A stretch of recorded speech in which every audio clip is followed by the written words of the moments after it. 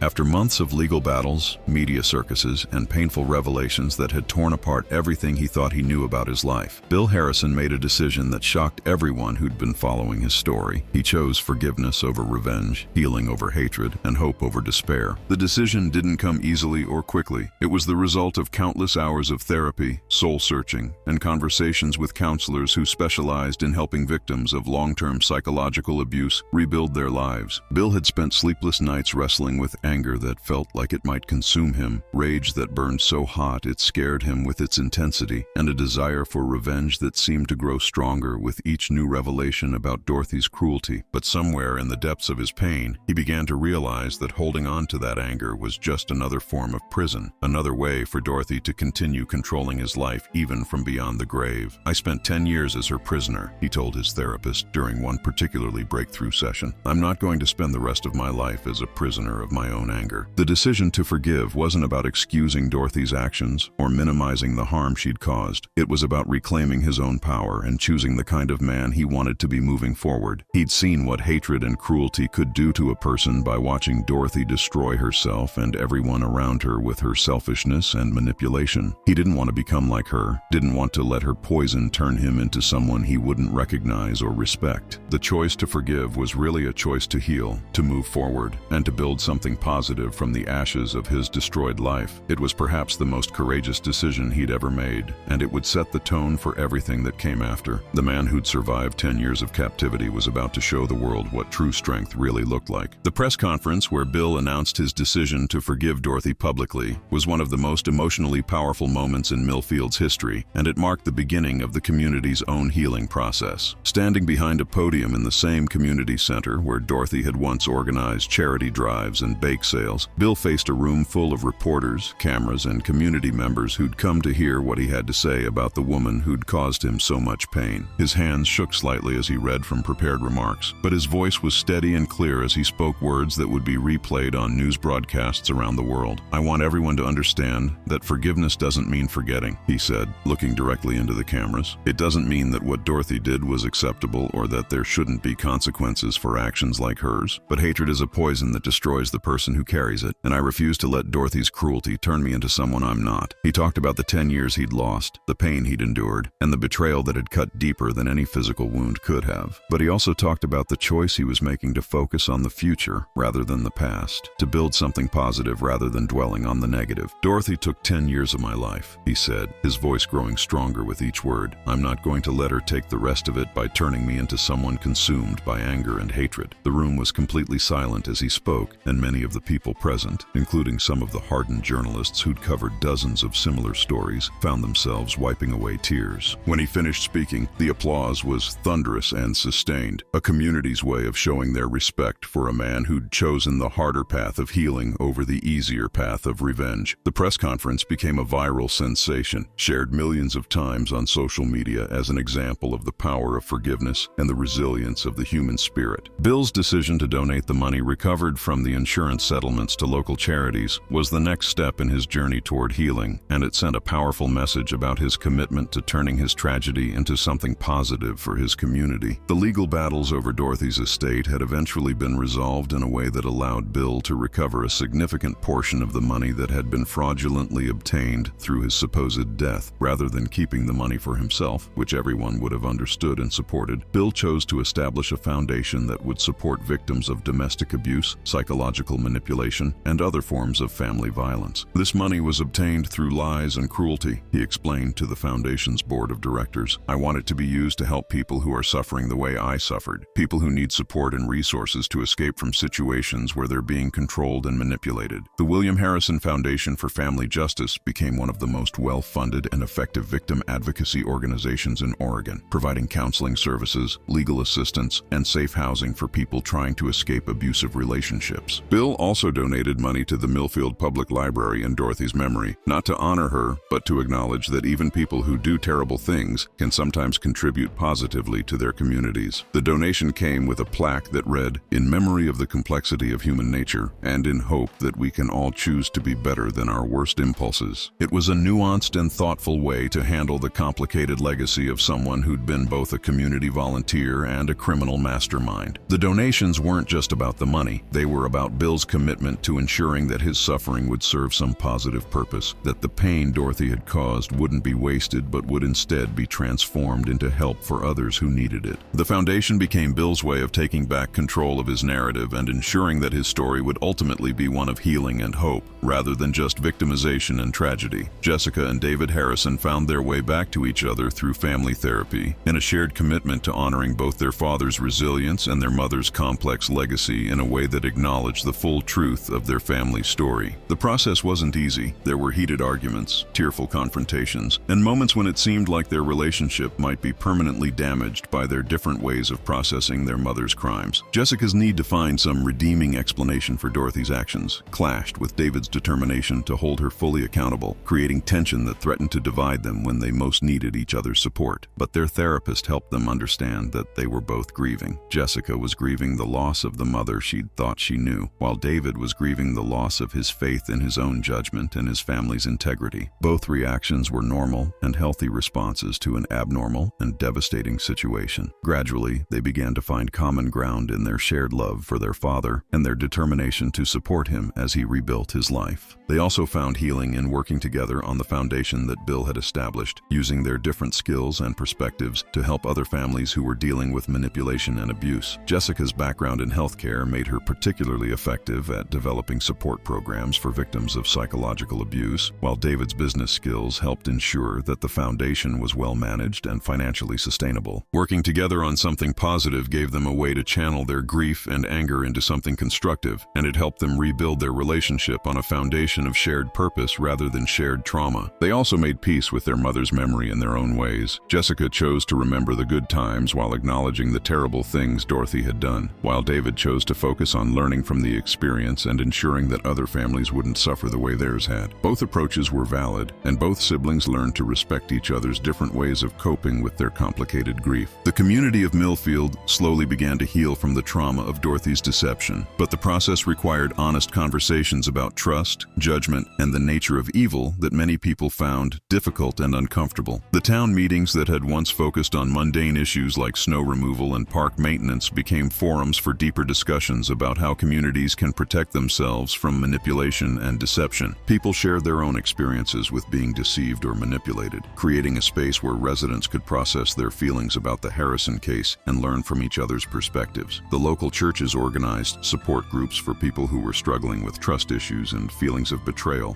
while the schools developed new programs to teach children about recognizing manipulation and understanding that people aren't always what they seem to be. The library, the same library where Dorothy had volunteered for years, became a center for community healing, hosting book clubs that focused on stories of resilience and recovery, and offering resources for people who wanted to learn more about psychology, manipulation, and the warning signs of abusive relationships. The annual town festival was renamed the Millfield Resilience Festival and became a celebration of the community's ability to survive and learn from trauma rather than be destroyed by it. Local businesses began supporting the William Harrison Foundation, and the town as a whole embraced Bill as a symbol of the possibility of healing and moving forward even after experiencing unimaginable betrayal. The process wasn't quick or easy. There were setbacks, arguments, and moments when it seemed like the community might never fully recover from the damage Dorothy had caused. But gradually, Millfield began to rebuild itself as a place where people could be honest about the complexity of human nature while still maintaining hope and trust in each other. The town learned that healing doesn't mean forgetting or pretending that bad things don't happen. It means acknowledging the truth, learning from it, and choosing to move forward with wisdom and compassion. Bill Harrison's decision to stay in Millfield and rebuild his life in the same community where he'd been betrayed was perhaps the most powerful statement he could have made about the triumph of hope over fear and healing over hatred. Many people expected him to leave, to start fresh somewhere else where he wouldn't be constantly reminded of Dorothy's deception and his own suffering. But Bill chose to stay, partly because Millfield was his home, and partly because he wanted to be living proof that it's possible to heal and move forward, even in the place where you've been most deeply hurt. He bought a small house on the other side of town from where he'd lived with Dorothy, a modest place with a large backyard where he could pursue the woodworking hobby that had sustained him through some of his darkest moments in captivity. The workshop he built became a sanctuary where he could create beautiful things with his hands, transforming raw materials into objects of beauty and function in a way that felt like a metaphor for his own transformation from victim to survivor. He began teaching woodworking classes at the community center, sharing his skills with young people who were dealing with their own challenges and struggles. The classes became popular not just because Bill was a skilled craftsman, but because he had a way of talking about resilience and perseverance that resonated with people who were facing their own difficulties. He never talked directly about his own experiences unless someone asked, but his presence and his attitude spoke volumes about the possibility of healing and moving forward. The furniture and crafts he created were beautiful and functional, but they were also symbols of hope, proof that something good could be created even by hands that had been forced to remain idle for 10 years. His workshop became a gathering place for people who were dealing with their own trauma and loss, a place where they could work with their hands while processing their emotions and learning from someone who'd survived the unthinkable. Bill's decision to stay and rebuild in Millfield wasn't just about his own healing. It was a gift to the entire community, a living reminder that it's possible to choose hope over despair and healing over hatred even in the face of unimaginable betrayal. The trial and conviction of Vincent Carter provided some measure of justice for Bill's suffering, but more importantly, it served as a public acknowledgement of the crimes that had been committed and a validation of Bill's experience as a victim rather than a willing participant in his own captivity. Vincent was ultimately convicted on multiple charges including kidnapping, fraud, conspiracy, and psychological abuse, and he was sentenced to life in prison without the possibility of parole. The sentence reflected the jury's understanding that Vincent's crimes weren't just about the money or even about helping Dorothy escape from her marriage. They were about the systematic torture of another human being over the course of a decade. During the sentencing phase, Bill chose to address Vincent directly, not to express anger or seek revenge, but to make it clear that he understood the full scope of what had been done to him and that he was choosing to move forward despite it. "You took 10 years of my life," Bill said, looking directly at Vincent across the courtroom. "You took time with my children, time with my grandchildren, time that I can never get back. But you didn't take my ability to choose who I want to be moving forward, and I choose to be someone who builds rather than destroys, someone who heals rather than hurts. The statement was powerful not just because of what Bill said, but because of how he said it, with strength and dignity, rather than anger and hatred. Vincent's conviction also served an important purpose for the community of Millfield, providing a sense of closure and justice that helped people begin to move forward from the trauma of Dorothy's deception. The legal system had worked, the truth had been revealed, and the person responsible for Bill's suffering was being held accountable for his crimes. It wasn't enough to undo the damage that had been done, but it was a start, a foundation upon which healing and recovery could be built. The case also set important legal precedents for how courts handle cases involving long-term psychological manipulation and abuse, providing a framework that would help future victims seek justice for crimes that are often difficult to prosecute. Vincent's conviction was more than just punishment for his crimes. It was a statement that society wouldn't tolerate the kind of systematic cruelty that he and Dorothy had inflicted on Bill Harrison. The story of Bill Harrison's survival, forgiveness, and rebuilding became an inspiration that reached far beyond the borders of Millfield, Oregon, touching the lives of people around the world who were dealing with their own experiences of betrayal, trauma, and loss. The press conference where he announced his decision to forgive Dorothy was viewed millions of times online, and his words were quoted in books, articles, and speeches about the power of forgiveness and the resilience of the human spirit. He began receiving letters from people who'd been inspired by his story, abuse survivors who found strength in his example, people dealing with betrayal who found hope in his healing, and individuals facing their own impossible situations who found courage in his choice to move forward rather than remain trapped in anger and hatred. Bill was initially overwhelmed by the attention and the responsibility that came with being seen as a symbol of hope and healing, but he gradually embraced his role as an advocate for victims of psychological abuse and manipulation. He began speaking at conferences and support groups, sharing his story not to seek sympathy, but to help others understand that healing is possible even after the most devastating betrayals. His message was always the same. Forgiveness doesn't mean forgetting or excusing harmful behavior, but it does mean choosing to focus on building a positive future rather than remaining trapped in a painful past. The William Harrison Foundation grew into a national organization that provided resources and support for victims of family violence and psychological abuse, and Bill's story became a central part of their educational and advocacy efforts. His workshop in Millfield became a pilgrimage site of sorts for people who wanted to meet the man who'd chosen forgiveness over revenge and healing over hatred. But perhaps most importantly, Bill's story served as a reminder that even in the darkest circumstances, even when we've been betrayed by the people we trust most, we still have the power to choose who we want to be and how we want to respond to the challenges life throws at us. His life became a testament to the idea that our worst experiences don't have to define us, and that it's possible to create something beautiful and meaningful even from the ashes of our deepest pain.